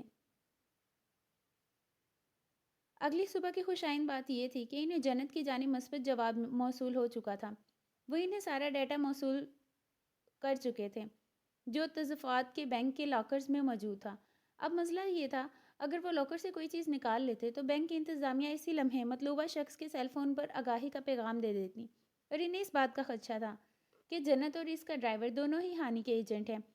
ان میں سے کسی کے بھی سیل فون پر آگاہی کا پیغام موصول ہو سکتا ہے، اس لیے وہ تینوں بیک وقت یہ کام سر انجام دے رہے تھے، نایا ڈرائیور کے پیچھے، جبکہ فیصل جنت پر نظر رکھے ہوئے تھا، تاہم دائم بینک سے ڈیٹا اور تمام نسخوں کی روبری کرنے والا تھا۔ فیصل فوٹوگرافر کی حیثیت سے چن لیا گیا تھا، جنت نے اسے اپنی رہائش گاہ پر طلب کیا تھا، وہ مخصوص طور پر تیار ہوا تھا، دائم اسے بار بار یاد دلا رہا تھا کہ اس کے کتے کا نام جیک ہے اور باپ کا نام جوزف ہے۔ دھیان رہے، جب تم اسے مخاطب کرو تو ان باتوں کا خاص خیال رکھنا، اس طریقے سے ظاہر کرنا کہ تم اس کے بہت بڑے مداح ہو اور اس کی خوبصورتی کے دیوانے ہو۔ وہ کوئی کوتاہی برداشت کرنے کے حق میں نہیں تھا، جو کہ میں نہیں ہوں۔ فیصل جو جواباً زیر لب بڑبڑایا، آفیسر تم بھی ہوشیار رہنا، جیسے آپ کا حکم کیپٹن۔ اس کا سعادت مندانہ جواب دائم کو نہ چاہتے ہوئے بھی مسکرانے پر مجبور کر گیا تھا۔ اگر وہ اس کے سامنے ہوتی تو یقیناً اسے مسکراتے دیکھ کر غش پڑ جاتا۔ وہ سوٹڈ بوٹڈ مصنوعی حلیے اور شناخت کے ساتھ مینیجر کے ہمراہ بینک کے دروازے میں داخل ہو چکا تھا۔ مینیجر اسے لاکرز کے باہر چھوڑ کر وہاں سے چلا گیا تھا۔ وہ برق رفتاری سے ہاتھ چلانے لگا۔ Hello Jannat, Jack uncle, how are you? ان باپ بیٹی کو آتا دے کر احتراماً اٹھ کر کھڑا ہوا۔ جیک میرے ڈوگی کا نام ہے، پاپا کا نام جوزف ہے، جنت کے کڑے تیوری لیے جھلا کر بولی۔ نائے اور دائم بیک وقت کہکہ لگا کر ہنسنے لگے۔ او اچھا، مجھے غلط فہمی ہو گئی شاید۔ فیصل نے بمشکل بات سنبھالی۔ ان دونوں کے کہکے اس وقت جلے پر نمک چھڑکنے کے مترادف تھے۔ خیر، تم سے کہا تھا ٹھیک 9:30 پر آنا، تم پہلے ہی آ گئے، یہ تمہاری دوسری غلطی ہے۔ جنت تنفر سے بالوں کو جھٹکا دیتی صوفے پر براجمان ہوئی۔ Sorry again. وہ خفیف سا مسکرایا، جب کہ اس کا باپ بیگانوں کی طرف ناشتے کی ٹیبل پر کھانے میں مصروف نظر آنے لگا۔ یہ سچ میں باپ بیٹی ہیں؟ وہ شک میں پڑ گیا تھا۔ خیر سب چھوڑو، میں اپنے پرانے فوٹوگرافر سے بہت تنگ تھی، وہ بوڑھا بہت دقیانوس انسان تھا۔ اگر تمہارا فن مجھے پسند آیا تو میں تمہیں منہ مانگی قیمت دینے کو تیار ہوں۔ کل ایک چھوٹا سا ٹیسٹ رکھا ہے تمہارے لیے، کلب آ جانا، وہیں شوٹنگ کریں گے۔ میں نے ڈاکومنٹس نکال لیے ہیں، پیغامی میسج کسی بھی وقت آتا ہوگا، سنبھال لینا۔ دائم نے ڈاکومنٹ سے نپٹ کر لاکر بند کر دیا۔ باہر مینیجر اس کے انتظار میں کھڑا تھا۔ فیصل غیر توجہ سے جنت کی بات سنتا مشکل میں پڑ گیا، وہ اب کیا کرے؟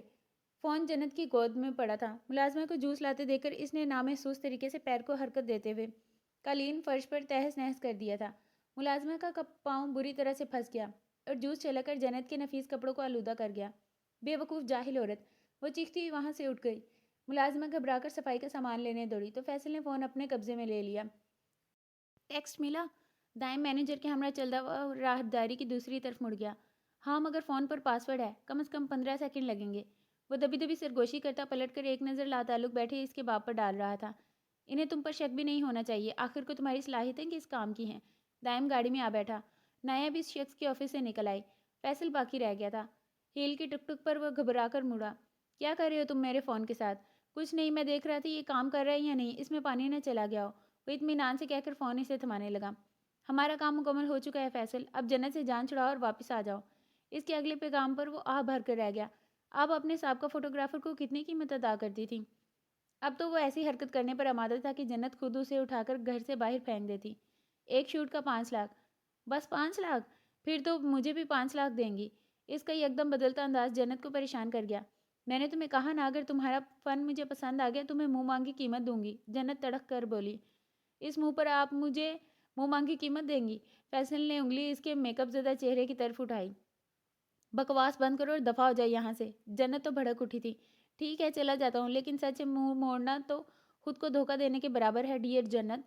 وہ مہذب شخص کی طرح کوٹ درست کرتا اٹھ کھڑا ہوا۔ اس سے پہلے وہ کچھ انتہائی کر جاتی، لمبے چوڑے حبشیوں کو دیکھ کر فیصل کی ریڑھ کی ہڈی میں سنسناہٹ ہوئی۔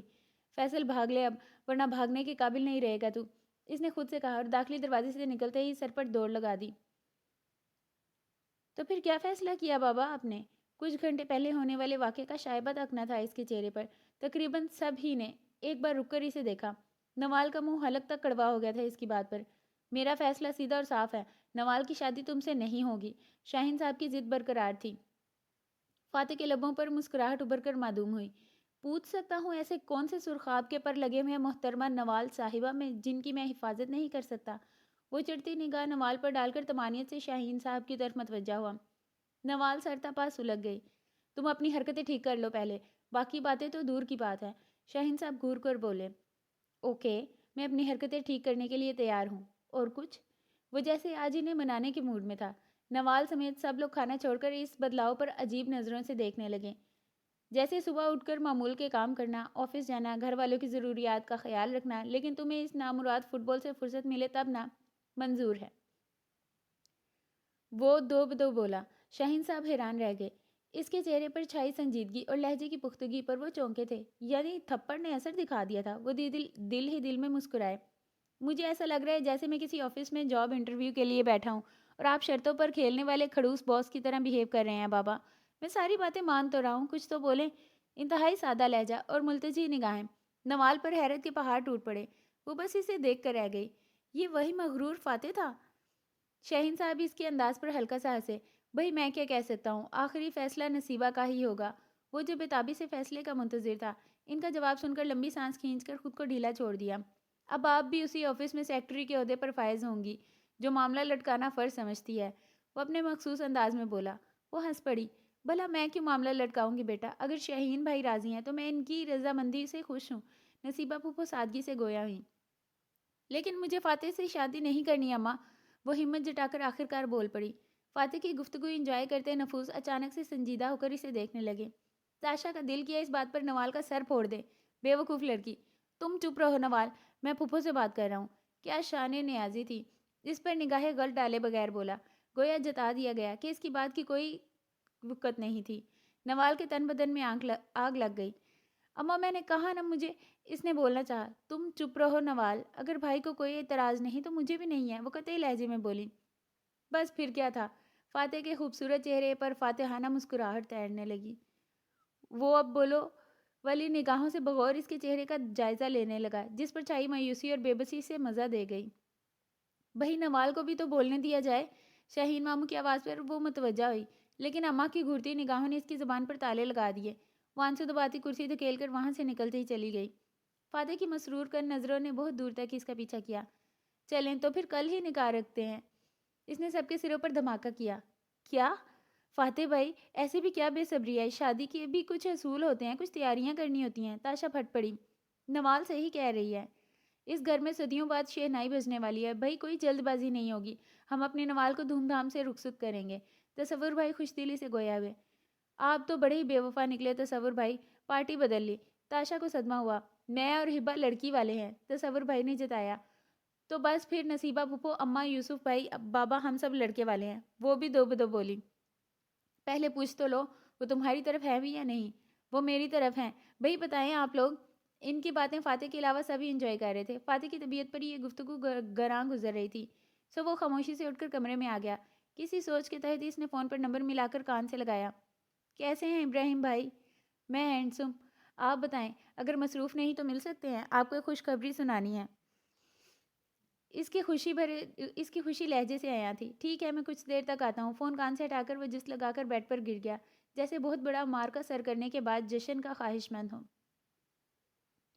کتنی بڑی ہو گئی ہے ماشاءاللہ سے، جب میں نے اسے دیکھا تھا تو بہت چھوٹی تھی۔ وہ اسکرین سے نظریں ہٹا کر فاتح سے بولا۔ خود تو بڑھ گئی ہے مگر اس کی عقل وہیں کی وہیں ہے۔ فاتح زیر لب بڑبڑایا۔ مجھے تو یقین نہیں آ رہا تم دونوں کی شادی ہو رہی ہے۔ تمہاری اور نوال کی تو بالکل نہیں بنتی تھی، بچپن میں کہاں تم اکڑو اور کہاں وہ حساس سی نوال۔ ابراہیم ہنوز بے یقین تھا۔ بس بھائی میں نے سوچا کیوں نہ اب بنا لیں، بچپن میں نہیں بنی تو ویسے بھی شادی تو کرنی ہے، کسی اور سے یا نوال سے کیا فرق پڑتا ہے؟ اکڑ ہنوز قائم تھی۔ مطلب تم اپنی ذمہ داریوں سے بھاگ کر نوال کے پیچھے چھپ رہے ہو؟ ابراہیم نے ابرو اٹھایا۔ ایسی کوئی بات نہیں ہے بھائی، اس نے ناک سے مکھی اڑائی۔ امید کرتا ہوں نوال کے حق تلفی نہیں ہوگی کسی بھی لحاظ سے۔ بس کریں بھائی، یہی سب سن کر آ رہا ہوں گھر سے، میرے بارے میں تو کسی نے ایک لفظ نہیں کہا۔ خیر چھوڑیں ساری باتیں، آپ آ رہے ہیں نا میری شادی پر؟ قدرے اکتاہٹ بھرے لہجے میں بولتا بات بدل گیا۔ مشکل ہے فاتح، میں مشن پر ہوں، کسی بھی وقت طلبی ہو سکتی ہے۔ ابراہیم نے دامن بچا لیا۔ بھائی بس چند گھنٹے کی تو بات ہے، دل مت توڑیں یار چھوٹے بھائی کا۔ فاتح منہ بسوڑنے لگا۔ ابراہیم ہلکا سا ہنس دیا۔ ٹھیک ہے میں کوشش کروں گا، وعدہ نہیں کر سکتا، وہ کہہ کر کرسی دھکیلتا اٹھ کھڑا ہوا۔ بیٹھے تو صحیح، میں نے کھانا آرڈر کیا ہے، بس آتا ہی ہوگا۔ نہیں یار بس چلتا ہوں، چند ضروری کام نپٹانے ہیں۔ وہ ٹال گیا۔ فاتح نے ہلکی سی مایوسی سے اسے الوداع کہا۔ وہ ریسٹورنٹ سے باہر آیا۔ جانے وہ گھر جانے سے کیوں کترا رہا تھا؟ کیونکہ وہ لامحدود وسوسوں کی زد میں تھا۔ پچھلے کئی سالوں سے پتہ نہیں اماں اسے یاد کرتی ہوں گی یا نہیں، ہبا کے بچے کہیں پہچاننے سے انکار ہی نہ کر دیں۔ تاشا اسے دیکھ کر کیا رد عمل دے گی؟ اس کا کمرہ ابھی بھی اس کا ہی تھا کہ کسی اور کے استعمال میں تھا۔ گھر کے مکین اسے زندہ سلامت سامنے پا کر ہو سکتا ہے خوشی کا اظہار نہ کریں۔ یہ سوچے اسے دیمک کی طرح اندر ہی اندر کھائی جا رہی تھیں۔ اس نے کئی بار گھر کی چوکھٹ لانگنے کی کوشش کی، مگر ہر بار سب کو زندگی سے بھرپور ہنستا بستا دے کر واپس چلا آتا تھا۔ شاید ان لوگوں کو اب بھی اس کی ضرورت نہیں رہی تھی۔ سب نے اس کے بغیر جینا سیکھ لیا تھا۔ جب وہ شدید زخمی حالت میں تھا تب اسے یکے دیگرے ہفتے بعد ہوش آیا تھا۔ اس کی آنکھ ہاسپٹل کے بستر پر کھلی تھی۔ کرنل جاوید سے اسے معلوم پڑا وہ ان کے بیٹے میجر اون کو آپریشن کے دوران ملا ہے۔ اس نے کوئی دوسرا سوال نہیں کیا، نہ ہی جاننے کی کوشش کی وہ کب، کیوں، کیسے یہاں تک پہنچا۔ انکوائری بٹھائی گئی تو کرنل جاوید کو معلوم پڑا وہ نامور کاروباری شخصیت شاہین سہگل کا بیٹا ہے۔ انہوں نے اس کے خاندان کے سپرد کرنا چاہا، مگر تب شاید دیر ہو چکی تھی۔ شاید مہینوں بیت گئے تھے اسے مکمل ریکور ہونے میں۔ تب تک وہ کرنل جاوید کے ہاں رہائش پذیر تھا۔ ان کے بیٹے میجر اون سے اس کی خاصی دوستی ہو گئی تھی۔ وہ بے رنگ زندگی، خالی الذہنی، لامحدود خدشات کے چلتے کئی بار قبرستان کے چکر لگا آیا۔ اسے کئی بار اماں وہاں یوسف کے ہمراہ اپنی قبر پر روتی ہوئی ملی۔ کئی بار تو اس کا دل چاہے ان کے سامنے چلا جائے، انہیں سینے سے لگائے، انہیں بتائے ان کی دعاؤں کا اثر تھا کہ وہ اتنا بڑا حادثہ ہونے کے بعد بھی زندہ تھا۔ ایک اندیکھی سی دیوار درمیان میں حائل ہو چکی تھی۔ وہ اپنی بیوی کی تلاش میں بھی کئی بار وہاں گیا، لیکن وہ شاید موو آن کر چکی تھی، جسے اس نے نوٹ کر لیا تھا۔ وہ اس کی موت پر رسماً بھی آنسو نہیں بہا سکی۔ اس کا دل شدت سے چاہا دھڑکن ساکت ہو جائے، کم از کم بے مقصد سے چھٹکارا تو مل جاتا۔ اون نے اس کی حالت سے شدید خائف تھا۔ وہ بارہا اسے اپنے یونٹ میں بھرتی ہونے کا کہہ چکا تھا۔ اس نے بہت سوچ بچار کرنے کے بعد حامی بھر لی۔ ٹریننگ کے دوران خاصا عرصہ گزر گیا۔ وہ چاہنے کے باوجود گھر نہیں جا پایا، لیکن ہمارا کی محبت سے اس کے دل میں شدید جڑیں پکڑ چکی تھیں۔ اس کی graduation party, birth day party, وقت بے وقت کی آؤٹنگ، یونیورسٹی میں ڈاکٹرز کے ساتھ اٹھنا بیٹھنا ابراہیم کو سخت ناپسند تھا۔ وہ ہرگز اس سے غافل نہیں تھا۔ اس کے اندر نئی جنگ چھڑ چکی تھی۔ ابراہیم جس قدر شدت سے اسے چاہتا تھا، وہ اتنا اس سے دور بھاگتی تھی۔ اسے آج بھی یاد تھا وہ بچپن والی امارا، اس کے جانے کے بعد 1 انچ بھی نہیں بدلی تھی۔ وہ شاید اس کے مرنے پر زیادہ خوشی امارا ہی کو ہوئی ہوگی۔ وہ کبھی کبھی سوچتا تھا اسے 2 سال لگے تھے خود کو بنانے میں، بہت سی جوڑ توڑ جمع تفریق کرنے کے بعد بالآخر وہ زندگی کی طرف لوٹ تو آیا تھا، مگر جینا بھول گیا تھا۔ کچھ وقت اور آگے سرکا تو ملٹری سے وہ ملٹری انٹیلیجنس میں جاسوس بھرتی ہو گیا۔ زندگی کٹ رہی تھی۔ گھر کی زیادہ یاد آتی تو کبھی کبھار چوری چھپے انہیں دیکھنے چلا جاتا۔ پھر اچانک زندگی رومانچک موڑ پر آ گئی۔ کئی برسوں بعد اسے لگا وہ پھر سے ایک بار اسی مقام پر آ کھڑا ہے جہاں سے چلا تھا، انہی رستوں کا سفر کر رہا ہے جس پر اس کا داخلہ ممنوع تھا۔ کمانڈر کے ہاں اپنی اصل شناخت چھپائے وہ 2 مہینے پہلے آیا تھا۔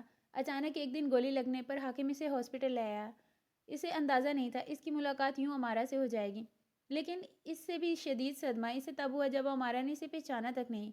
دل کی ایسی لمحے موت واقعہ ہو جائے۔ اس نے باتیں باتوں میں اسے جاننے کی کوشش کی۔ اس کے گلے میں اپنے نام کا لاکٹ دے کر اس نے طنز بھی کیا تھا، مگر امارا نے کوئی خاص تاثر نہیں لیا۔ اس کا دل اسے جھنجھوڑنے لگا۔ کیا اس کا وجود اتنی بھی وسعت نہیں رکھتا تھا کہ اس کے دل میں اپنی جگہ بنا پاتا؟ اس کے دل کو بہت بری طرح سے ٹھیس پہنچی تھی۔ وہ جیسے تیسے وہاں سے نکل آیا۔ آتے وقت اس نے یوں ہی ہلکی سی سزا کے طور پر ڈرا دیا تھا، پل بھر کو ہی صحیح، وہ اس کے بارے میں سوچے گی تو ضرور۔ چند دن گزرنے کے بعد قاسم پکڑا گیا تھا، مگر کمانڈر پر قاسم کو چھڑانے کا بھوت سوار تھا۔ متعلقہ ایجنٹس کو اطلاعی پیغام پہنچاتے وقت حاکم کو اس پر شک ہوا، اس لیے اسے بھی راستے سے ہٹانا پڑا۔ کمانڈر کے خرافاتی سے دماغ میں چلتے منصوبے سے وہ قطعی لا علم تھا۔ ہاسپٹل کے باہر جب اسے معلوم پڑا وہ ڈاکٹر سے بڑی بس کو اغوا کر کے بندی بنانے والے ہیں، اسے بہت غصہ آیا۔ دل کیا کمانڈر کے ٹکڑے ٹکڑے کر دے، لیکن اسے خاموش تماشائی بننا پڑا، کیونکہ اس وقت وہ درباز تھا، ابراہیم نہیں۔ امارا کو ان ڈاکٹرز میں موجود دیکھ کر اس کی تکلیف اذیت میں بدل گئی۔ وہ چاہ کر بھی اس کے لیے کچھ نہیں کر پایا۔ اس نے جنرل کو سگنل دے دیا، انہی کی جانب سے اسے امداد کا انتظار تھا، لیکن ڈاکٹر مہین کو لگنے والی کمانڈر کی گولی نے سب بدل دیا۔ وہ جب اس کی لاش کو اٹھا کر دفنانے کے لیے لے گئے تو وہ سانس لے رہی تھی۔ ابراہیم کو نہ چاہتے ہوئے بھی کمانڈر کے ساتھی کو مارنا پڑا۔ مہین کو اس نے اپنے ساتھیوں کے حوالے کر دیا۔ مجبوراً ایک گولی سے خود کو بھی مارنی پڑی تاکہ اس کے جواز پر سوال نہ اٹھے۔ کمانڈر نے اس کی بات پر یقین کر لیا تھا۔ پہلے گولی دوسری جانب سے ہی چلی ہوگی، لیکن پھر الگ مسئلہ کھڑا ہو گیا۔ امارا نے اس کا چہرہ دیکھ لیا تھا۔ اگر وہ واپس جا کر ملٹری کو اپنا بیان دے دیتی تو اس کی خفیہ سرگرمیاں عیاں ہو جاتی، جو وہ ہونے نہیں دے سکتا تھا۔ اس لیے اس نے جنرل سے بات کر کے اسے اپنے ساتھ رکھنے کا فیصلہ کیا، جو وہ کچھ توقف کے بعد مان گئے۔ آرم فورسز کے میجر جنرل نے امارا کے والد کو سب سے پہلے سچ بتا کر مطمئن کیا اور یقین دہانی بھی کروائی کہ اس کا شوہر اپنی بیوی کی حفاظت جی جان سے کر سکتا ہے، اسی لیے وہ خاموش ہو گئے تھے۔ ڈاکٹرز کی بازیابی کے بعد امارا کو وہ اپنے ساتھ لے آیا تھا، لیکن کمانڈر پھر کسی منصوبے کے تحت اسے باتیں چھپانے لگا۔ اس نے جنرل سے بات کی تو پتہ چلا وہ ہانی کے حکم پر افغان سفیر کی بیٹی شیزانہ عظمیٰ کو دوبارہ ہانی کے حوالے کرنا چاہتا ہے۔ لیکن شدید جھٹکا اسے تب لگا جب جنرل معلوم پڑا شیزانہ ان کے ہاں رہائش پذیر ہے۔ اس کے چھکے چھوٹ گئے، اس کی فیملی خطرے میں تھی۔ ابھی اس نے منصوبہ ترتیب بھی نہیں دیا تھا کہ کمانڈر اور اس کے دو ساتھیوں نے نوال اور تاشا کو اغوا کر لیا۔ ابراہیم کا بس چلتا تو اسے بیچ چوراہے میں لٹکا دیتا، لیکن وہ یہ نہیں کر سکتا تھا۔ مہینوں کی محنت برباد ہو جاتی۔ وہ اپنے مشن پر کسی چیز کو حاوی نہیں ہونے دے سکتا تھا۔ اسے کچھ ایسا کرنا تھا کہ سام بھی مر جاتا اور لاٹھی بھی نہ ٹوٹتی۔ امارا کو میجر اون کی ایک آؤٹ ہاؤس میں منتقل کرنے کے بعد اس نے میجر اون ہی کی مدد سے نہ صرف انہیں چھڑایا بلکہ فاتح کو بھی اس میں ملوث کیا۔ فاتح سے دیکھ کر شدید شوق میں تھا، کئی لمحے سے گلے لگا رہا، گلے شکوے بھی کیے، برا بھلا بھی کہا۔ ابراہیم تو اس کی محبت پر نہال ہو گیا تھا، اسے اب احساس ہونے لگا تھا اس نے اتنا عرصہ خود کو پوشیدہ رکھ کر خود پر اور اپنے خونی رشتوں پر ظلم کیا تھا۔ نوال نے تو اسے نوٹ نہیں کیا، مگر تاشا اس کی آواز سن کر شک میں پڑ گئی تھی۔ فاتح نے اسے بتایا تھا کہ وہ کئی بار پوچھ چکی تھی کہ اس آرمی آفیسر کی آواز ابراہیم بھائی جیسی تھی۔ ابراہیم کا سر و خون بڑھ گیا تھا سن کر، لیکن اس نے ابھی سب کو بتانے سے منع کر دیا تھا۔ چند دن اور گزرے تو مطلوبہ ذمہ داریاں ختم ہو چکی تھیں۔ شیزانہ کو بھی اس نے یوسف کے سامنے سے اغوا کر کے جنرل بخشی کے حوالے کر دیا تھا۔ کمانڈر بھی پکڑا جا چکا تھا۔ چند دن کے لیے وہ چھٹی پر تھا، جب تک ان کے ساتھ تھی ایجنٹس اسرائیل اور شام میں سرگرمی عمل تھے۔ جنرل نے یہاں اس کا کام ختم ہونے پر آرام کی تاکید کی تھی، جس کا آج دوسرا دن تھا۔ اس نے سر جھٹک کر ماضی کی تلخیوں سے پیچھا چھڑا کر اگنیشن میں چابی گھمائی۔ دل بھٹک بھٹک کر اس دشمن جاں کے خیالوں میں سفر کر رہا تھا۔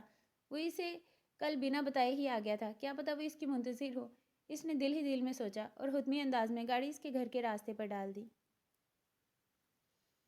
اختتام episode 11۔ Please do watch, like, comment, share and subscribe my channel. Thank you.